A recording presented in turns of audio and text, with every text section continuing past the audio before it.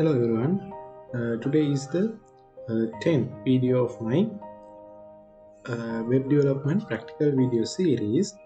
In this video, I'm going to discuss the question 10 of day 1. So let's go to our question list. Here you can see here's the question list, and under day 1 here's the question 10. I'm going to read the question and then let's see what is the answer I created for that one. As web development team, you have to develop the website to supermarket. Your part is developing a product registration process. In this situation, you have to create database table named product. Okay, in this case, we have to develop a product registration program or web application, and if we use a fully functional registration form, we have to register these details or data, and obviously we have to create a database. In this case, we have to create a database called product. Okay, let me read the other requirements. Let's read them all, and let's go to our question. Let's go to our answer. Table column should be name, brand, model, price, price for unit, not price for unit, and quantity. Okay, here are the attributes we have to create in our table. In our product table, there are 5 attributes, and I will show the database and the table I created in a moment. Let's read the requirements first. Create suitable interface for insert this data using HTML. Okay, now you have to develop the back end of the website. You have to insert the data without reloading the web page. Every field valid to ensure entered data is correct or not. User should be able to see entered data in same page for that area to load product details from product table that user added the table real time. Okay, in this case, we have to create a web application and then join the database we created. Okay, let me show you the database first. Let's go to our SQL browser. We can use there are many softwares we can view or access our MySQL software. Today I'm going to use the SQL browser. You can also use the Workbench browser for this purpose. That's the official software. Let me show you the database. Here's the database,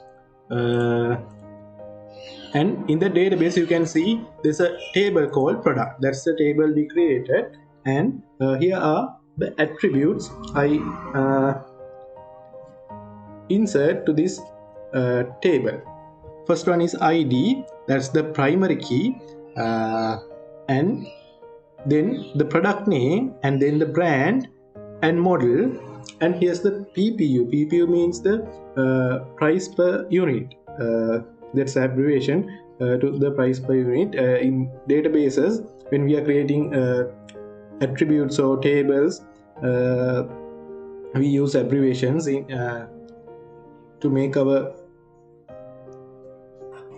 work easy. And here's the quantity. QTV means the quantity. Okay, now those are the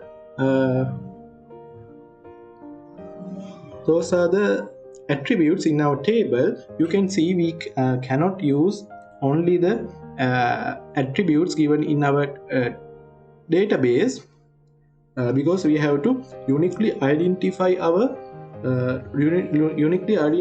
records. So that means we have to use a unique attribute or unique data. In this case, you can see within these 5 attributes there are no unique. There are no attributes which records unique data into an attribute or into a single product. In this case, you can see the name of the product can be duplicated, and the brand can be duplicated, model also can be duplicated, price and quantity, every attribute can be duplicated.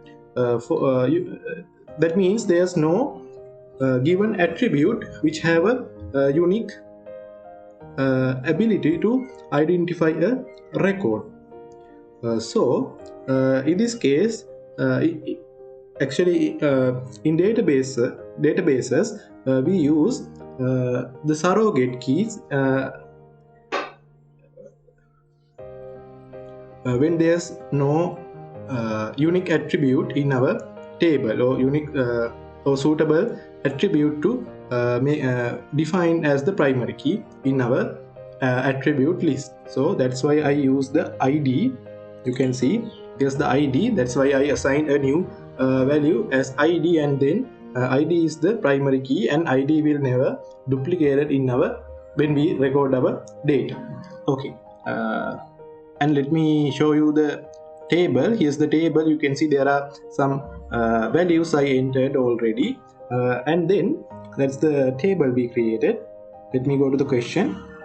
And in the second line, you can see we completed this one table. We created a table and named it product. Okay, and create suitable interface for insert this data using HTML. Okay, for that, let me show you the answer here. Here's the answer. Here's the page I created in order to insert this data. You can see in these fields, you can see the product registration, that's the title, and product name, brand name, model, price per unit, quantity. The ID will be automatically inserted or assigned when a new product recorded in our database. Okay, and here's the add button. After you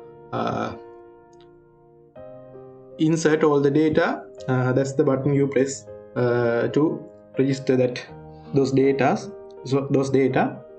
And let's go to our question again. Okay, I describe this part. Now you have to develop the back end of the website. Okay, now I'm going to show you the code of this website, but before that,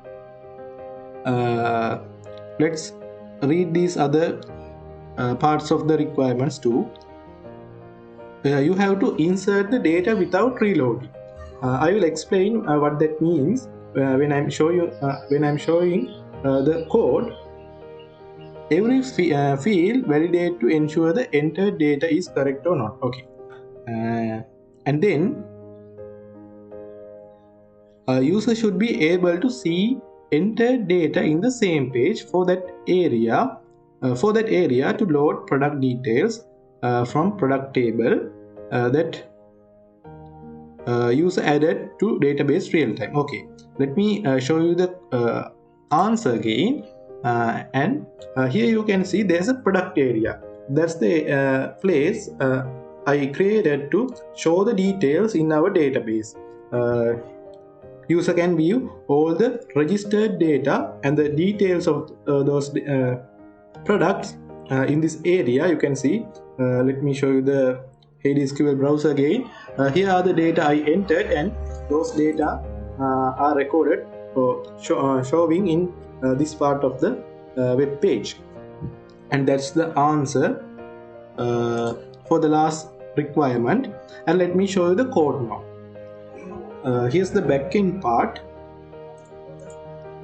In this case, this is the let me go to the answer.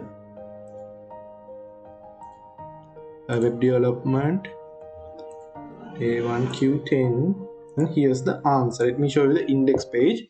Here's the index page. You can see there are input fields to enter the values or the details of our product. Here's the product name and brand name, model, price per unit, quantity.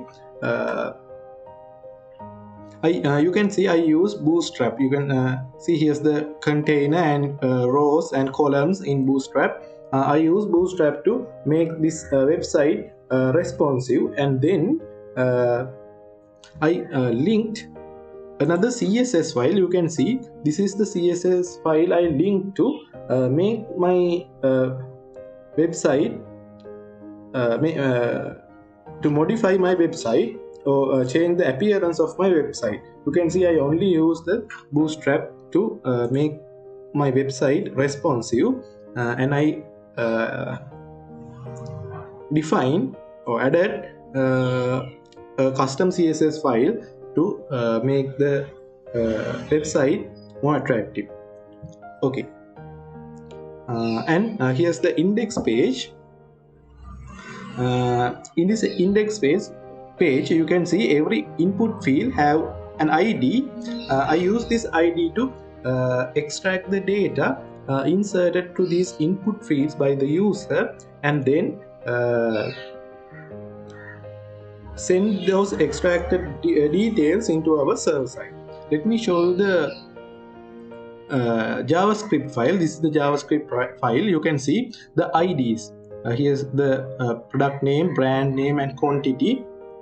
Let's go back to our index page again. Here you can see the ID is PN for in the product name and BN in the brand name, like that. And in the JavaScript page, I inserted, so I assign those elements. When we assign an ID to a HTML element, like a tag, actually the elements means the tag, HTML tag. If we assign an ID and take that ID or grab that ID using this function in JavaScript, document.getElementById, that means we are taking the very element, the HTML element, that means the input field, in this case the input field, and I inserted that input field, I assigned that input field to a JavaScript variable. You can see var means the variable, and here's the variable name. I assigned to a new JavaScript variable, and then in the function, this is the function. You can see, let me show you the button, the insert product, add product button. When some user click on that button, this JavaScript function will execute. You can see the on-click attribute. I assign the get details function to this on-click attribute. That means when someone click on that button, this JavaScript function will execute. And let me explain the function. Here you can see in the function,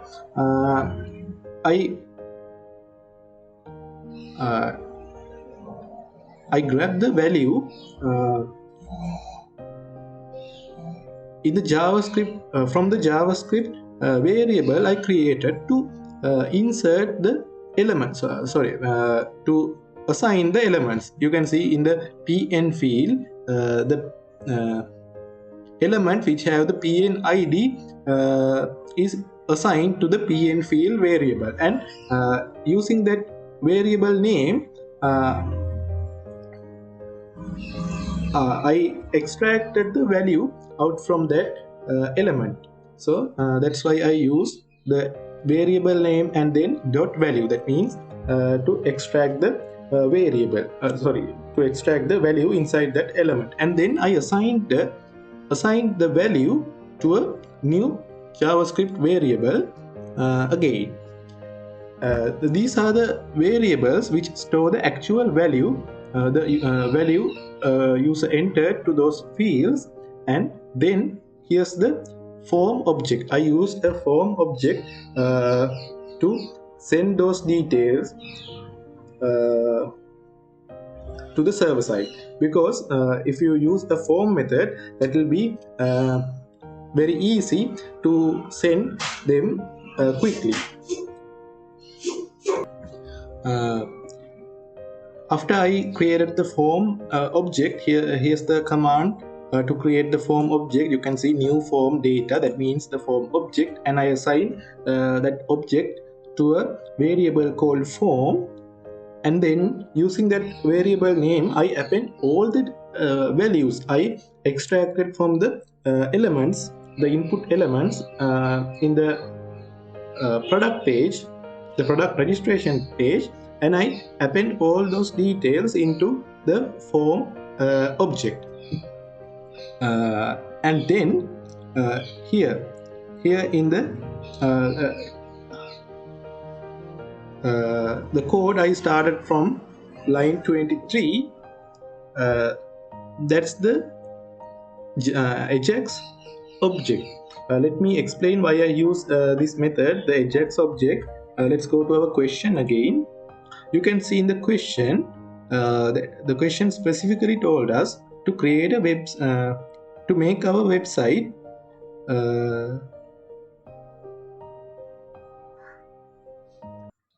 to insert data without reloading the web page. So I explained the Ajax technology in my previous videos, but if you didn't watch that video, here's a briefing. If you use the normal method, you can use the form method in the index field. Let me show you the index page again. You can create here's the index page. In this very index page, you can create a form method and then submit that form into the server side directly. But if you use that method, the browser will change its location and access the access the server side file and then come back to the output. That means if you want to in this page, if you sending these details into a file in the server side called process.php, like that's an example. If you use if you send those details into a file called process.php, the browser will change its location when you are sending the data to that PHP file. It will show the PHP file, and then again after the PHP file executed, the result will be shown after that. But that's very annoying to a user. That's not very user friendly.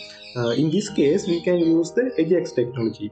In Ajax technology, a request which contains the data, or which contains in this case the details of the product, will be sent to the server side without changing the page, or without changing the web page of the user. In this case, it will not change the registration form. Let me show you. It will not change this very page, the product registration page. When you click on the button, only the data will be sent as combined to a request to the server side, to that very PHP file I explained without reloading the page. So that means it will be very user friendly. That's why we use Ajax method. Let me go to our JavaScript file again, and this is the Ajax object. This is the Ajax object I created for that purpose. And here in the line 34, you can see this is the place I define the method I want to transfer this data. In this case, I transfer this data using the post method. You can use the get method. There are two methods you can transfer the data to the server side: post method and the get method. In this case, I use the post method. I explained that part in my previous videos too, but let me explain about that a little bit. If you use the post method, it will transfer. You can transfer a lot of data to the server side, and it will transfer hidden in the request. But if you use the get method, it will transfer the data combined to the URL. Actually, the URL, it will combine the data to the URL and then send the request. But if you use that method, the amount of data is very limited, because you cannot transfer many data combined to the URL. So that's the difference between get method and the post method. And then I define the destination file I want to transfer this data. In this case, there's a process.php file. That's the file in the server side, and it will execute in a PHP environment, not in the client side, only in the server side. You can see there's no data or there's no HTML output or HTML element in this page. It will only process the data I send to this file. So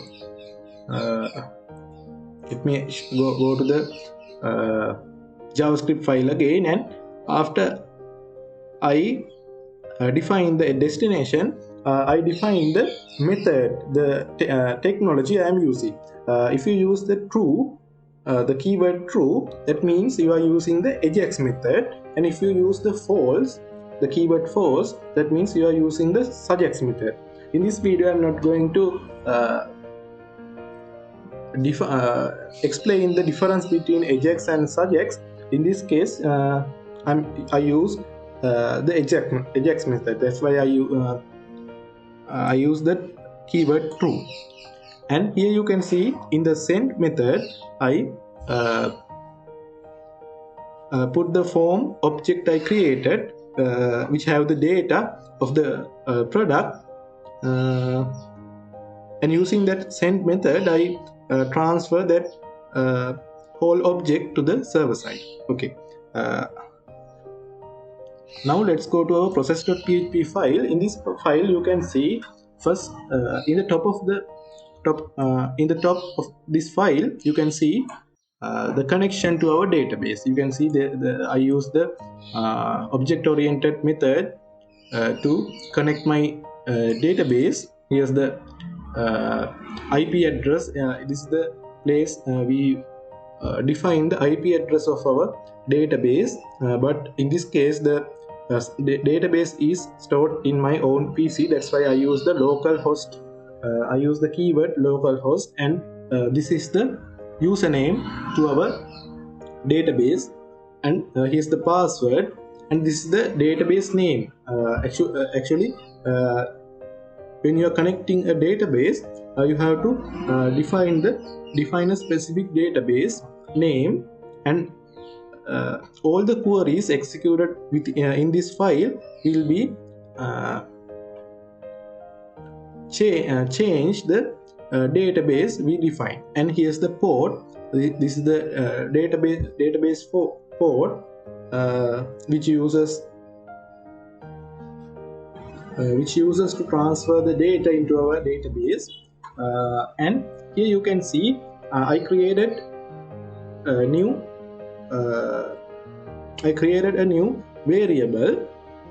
This is a PHP variable. The $sign means a variable, and I assign the value which will come from which will come as the post method, and I assign that those values into a separate PHP variables I created. You can see all the details are assigned to new variables, and then you can see there are a list of if-else conditions.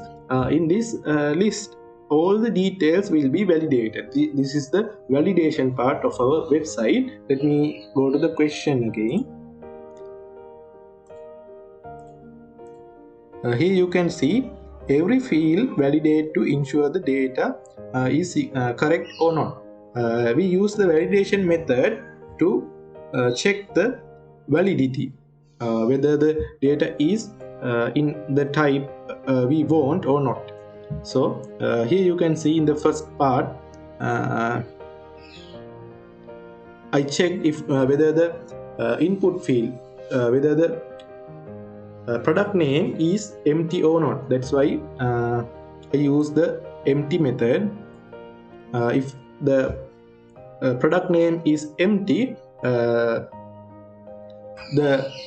code inside this if method will execute. Only the echo, you can see there's an echo called enter product name. That's the only code will run within these code lines, and this is the output. If you use echo, that's the output.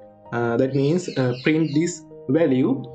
So it will print enter product name, and it will output it to the client side. And none of these command lines will execute if the condition in this if field is true.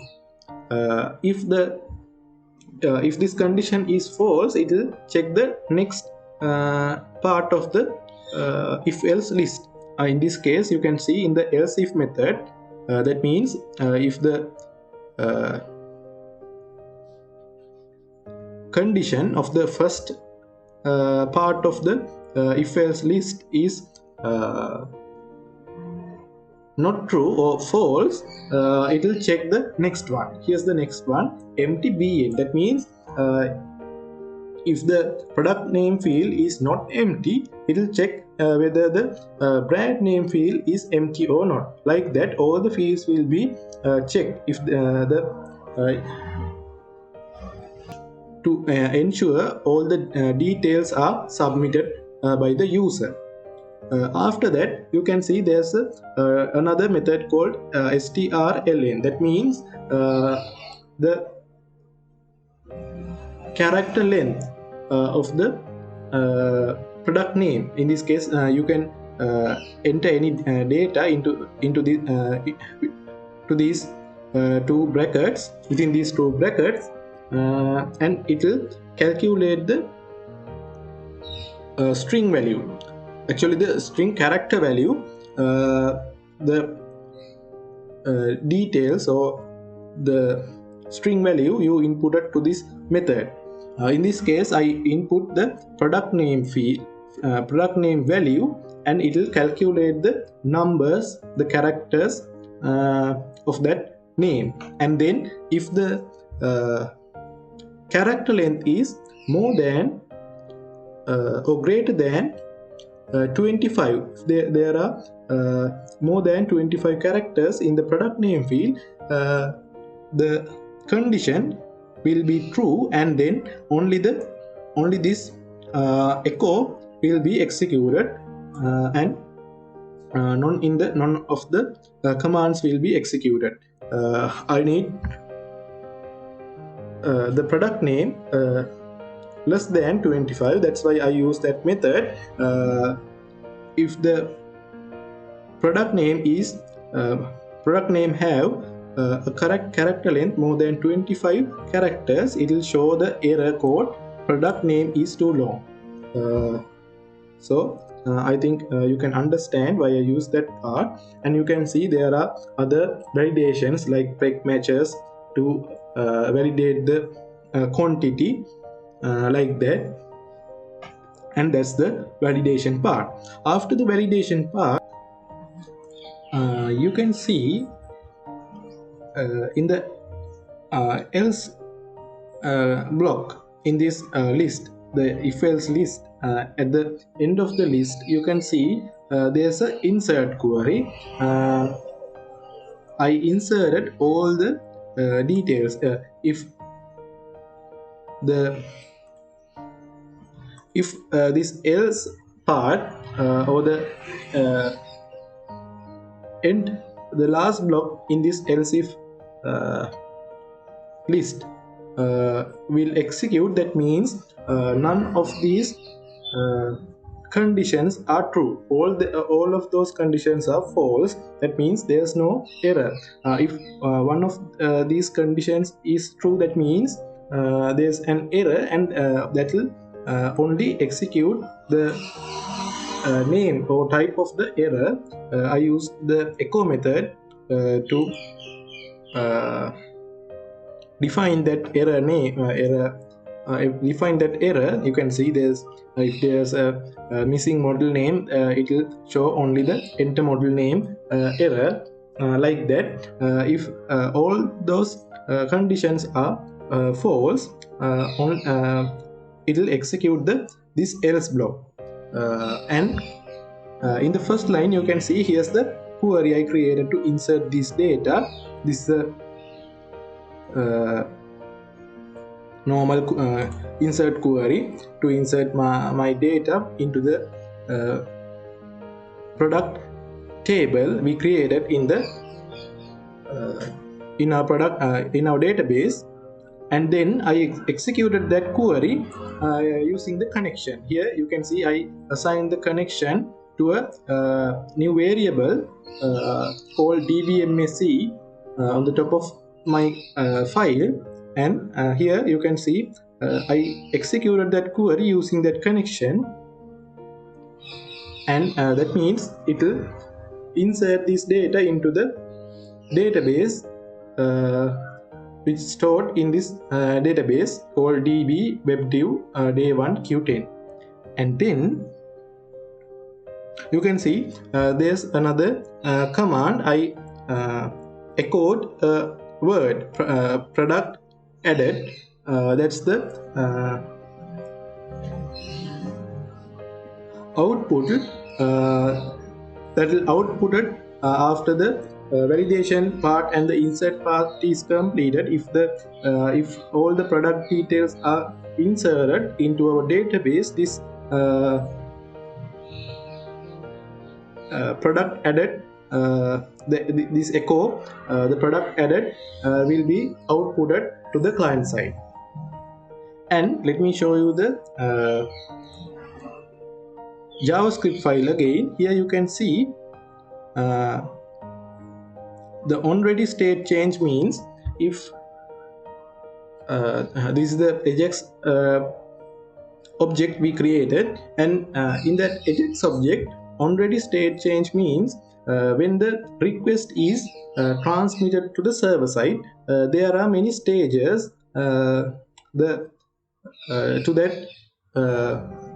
route. In that route, one means the Ajax object leaving the client side to the server side, and two is reaching the server side, like that.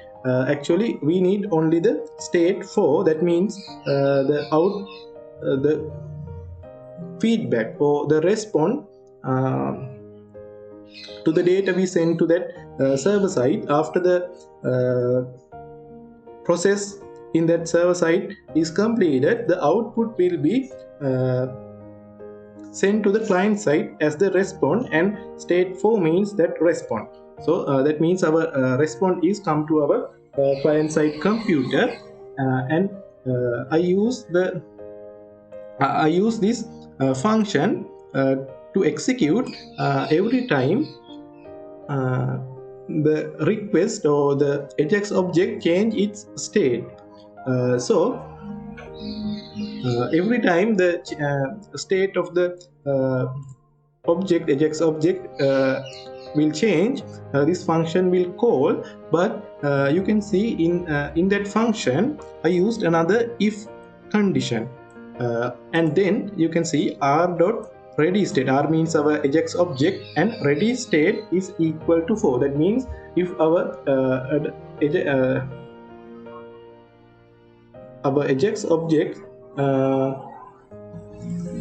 state is equal to 4, that means the Ajax object is come to our computer, the client side computer, with the response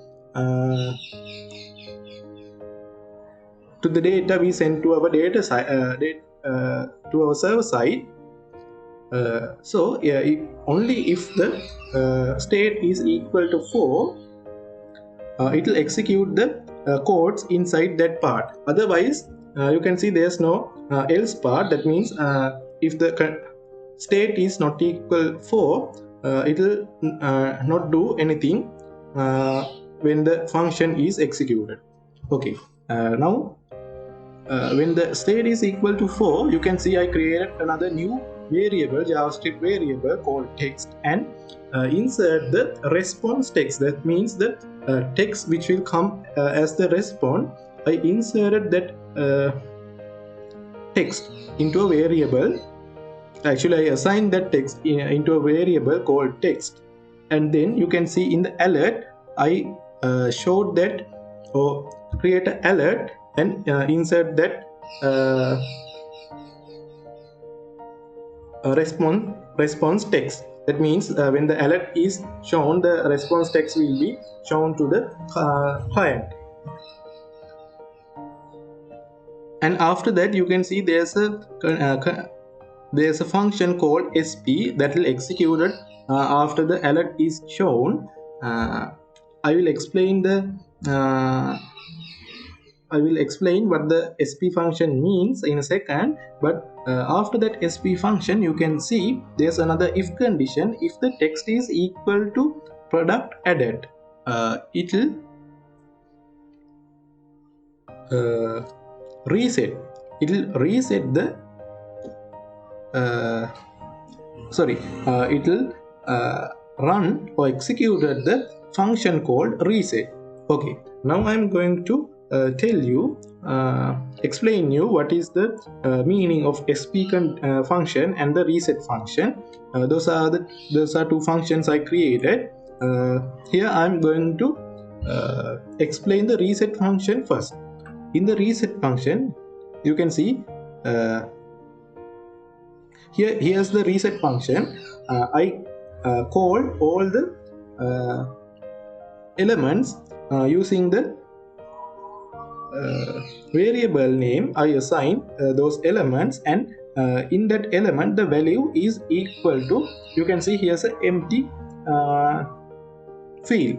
That means I command the PHP file to empty the fields in these elements, which are, let me show you, the input fields in our product registration form. That means after product is successfully inserted, all the fields will be empty. I will show you in a second what happened after we register a product.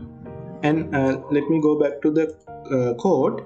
And reset function, that's the purpose of the reset function. It will clean or reset all the data user added to those input fields in the index page. And then I'm going to explain what is the sp function means.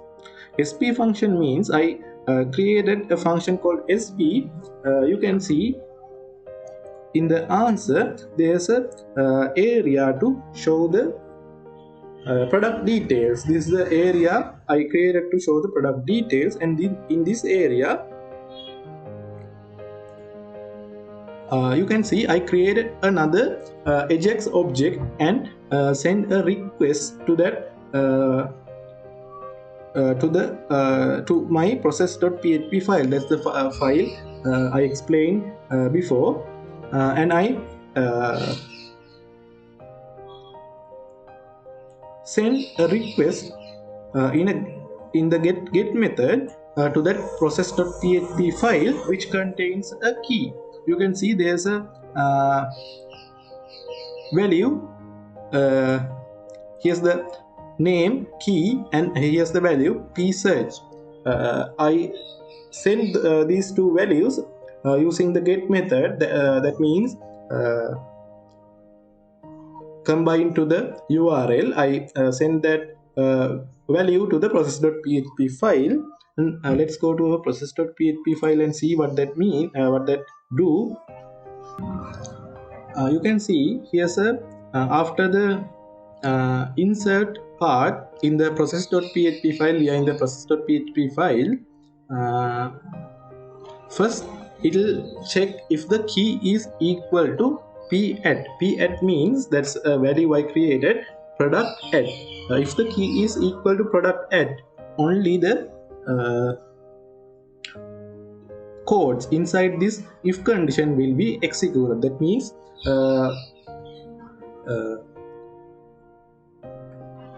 the codes related to the registration part of the product will be executed only if the key, only if there's a key. ESET means if there's a key and the key is equal to p@. And then if there's a key and the key is equal to p_search, that means product search. This is the condition which will executed if the key is not equal to p@, and it will check if whether the key is equal to p_search. Otherwise it will output a error message. If the key is equal to product search, it will execute the codes related to the to show the details in our database which contains the details of the registered products. And here are the codes. Here you can see I created a select query. We use select queries to search the details out from our database, actually the tables inside our database, and then after the query is executed, the result, if we executed a search query, there's always an result which contains the details contains the details we searched from our database, and I inserted that details into a new variable called sResult. And in the next line you can see there's another variable called SNOR. That means the search, the numbers in the search result. I assigned actually you can see here I search the number of rows in our result set. This is the result, means the result set which will output from after the query, after the search query executed, and the result will be outputted as a table. So there are records inside our result set. By using the keyword numbers, I count or I find the number of number of rows in our result set, and then I assign that number, the count of that rows, into a new variable called SNOR. So SNOR means the count of the rows in our result set. And then you can see there's a table row. This is a part of a table, an HTML table. Here's the table head. You can see these are the these are the attribute names: product name, brand, quantity. Here you can see I created a table, and then after that I created another table row and created dynamic dynamic code to create table rows in that table and input the values of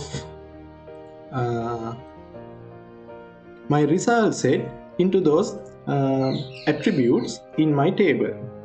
You can see in this condition in this block, here's a for condition. In that condition, you can see here are the conditions. I created a new variable called C, and it is by default it's the value is 0, and if the variable C is less than number of rows, that means the number of rows in our result set, if the C is less than the number of rows, this condition, the command, the code lines in this block will be executed, and after that the C value will be incremented by 1. That means if the C value is equal to 1, after the command lines executed, the value of the variable C will be increment to number 2, and after this circle executed again, the C value will be increment to number 3. Like that, it will go, it will incremented until it is equal to the number of rows in our result set. That means there will be table rows equal to our result set, which contains the details in our result. Let me show you that one. Here you can see, here's the table. You can see this is the product name, brand, and quantity. Here are the titles. That's the that will created after this part of the code line will be executed. And then these rows, these table rows are created dynamically according to the details in our database. You can see in our product table there are 4 records, and in the result you can see there are also 4 records, and that will those records showing the values inside the attributes in that table. So that's the this part of the command line will create that table, this table, and then it will output it. Let me go to that one. It will output it this this result or this table in a as a text, and this and let's go to the JavaScript file again, and I use the same method I used to show the I used in the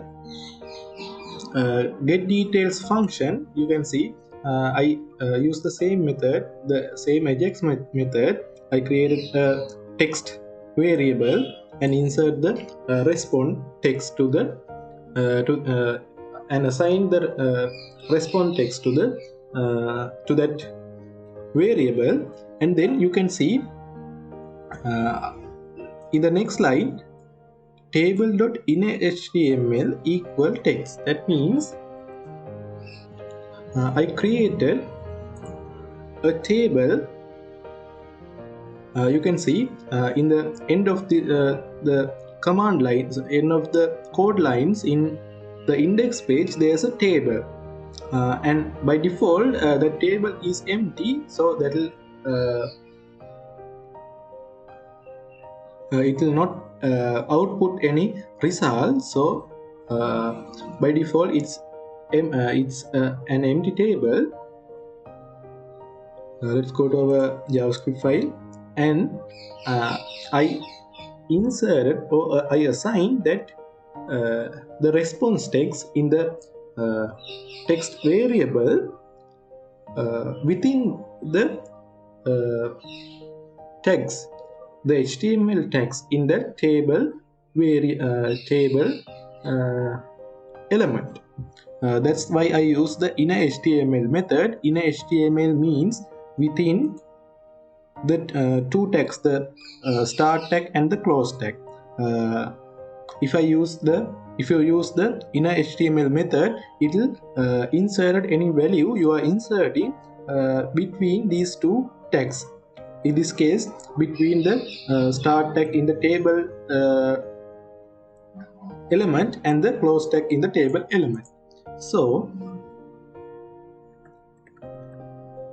I inserted the output. Output is the rows in that table. You can see there are tr tags, that means the table rows. I inserted those table rows I created as the output in the process.php file between these two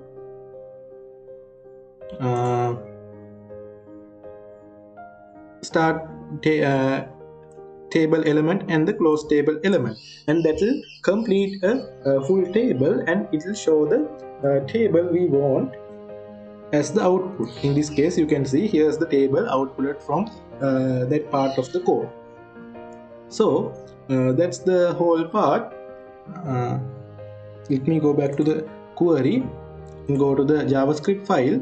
You can see that's the purpose of the sp function, and that will executed when there's a when there's a new product is registered, and then reset the fields inside that registration form. And again, there's a function called, this is the last part, sp repeater. I use this repeater function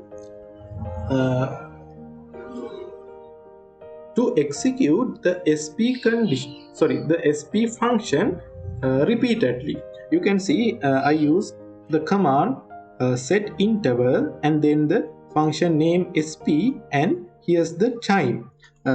When we are mentioning the time, we use the milliseconds. So in this case, I use 10,000. That means 10 seconds. And after 10 seconds, this sp function will execute, and again after 10 seconds, again this sp function will execute, like that whole the time. In the whole time, the user in this registration page or the index page, this function, this sp function will execute after 10 seconds and again after 10 seconds, like that. So that's the purpose of the sp repeater function.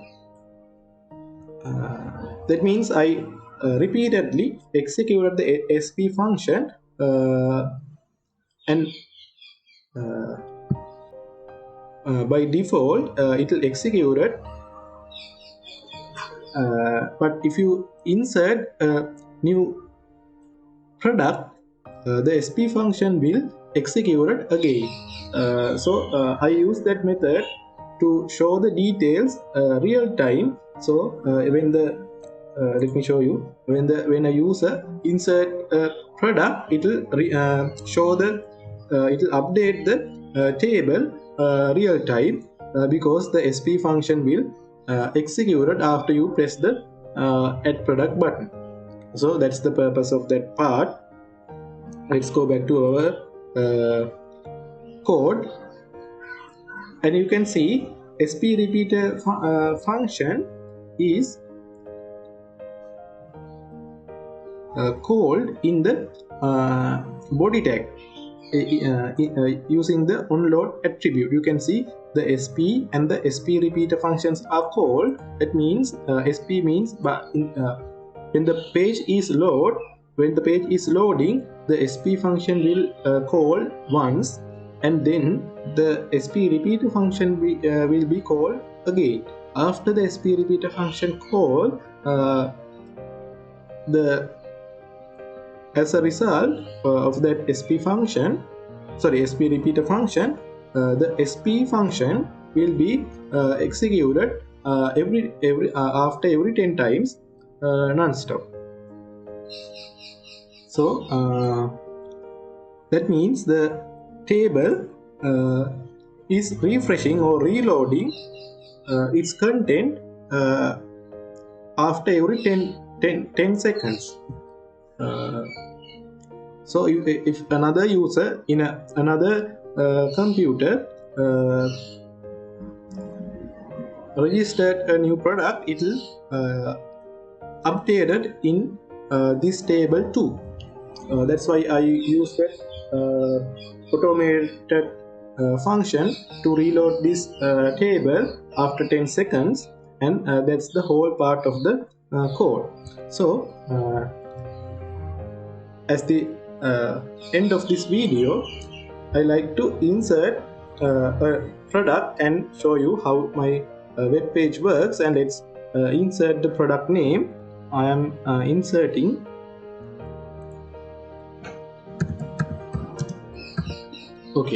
here's the product name KitKat, and here's the brand Nestle, and model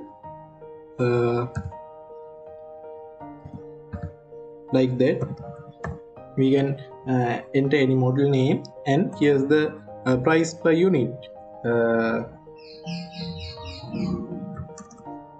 and here's the quantity 50, like that. Then the input fields are completed, and we can press on the add product button. But I like to show you what happened if you left any input field left, so we can check the validation. So when I press on the add product button, you can see enter price per unit. It will identify the input field you left empty, and it will show the name of that input field. So let's clear this one too. You can see enter brand name, and that's how my validation parts work. And let's insert a brand name more than 50 characters, and let's execute this one. You can see brand name is too long.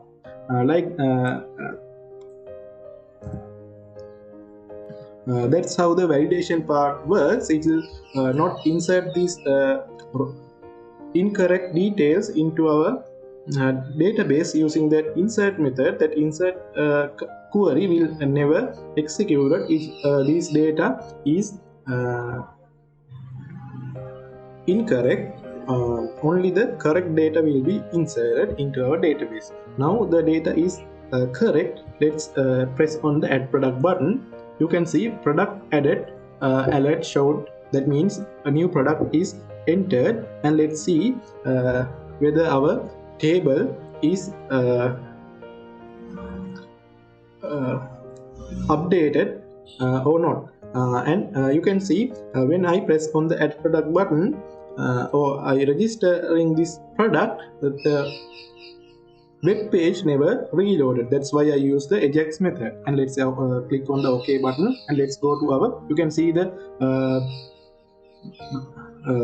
input fields are reset automatically. And again you can see our new product is showing in our table KitKat. Here you can see the brand Nestle, and here's the quantity, price per unit, and this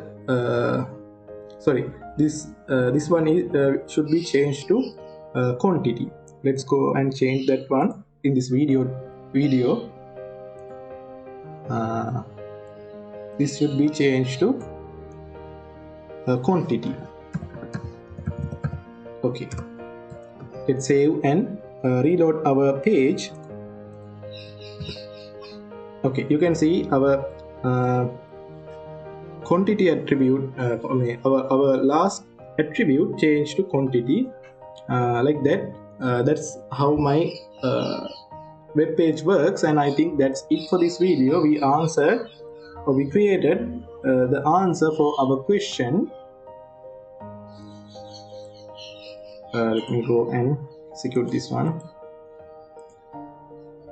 We answered to this question 10, and I think that's it for this video, and thank you very much for watching.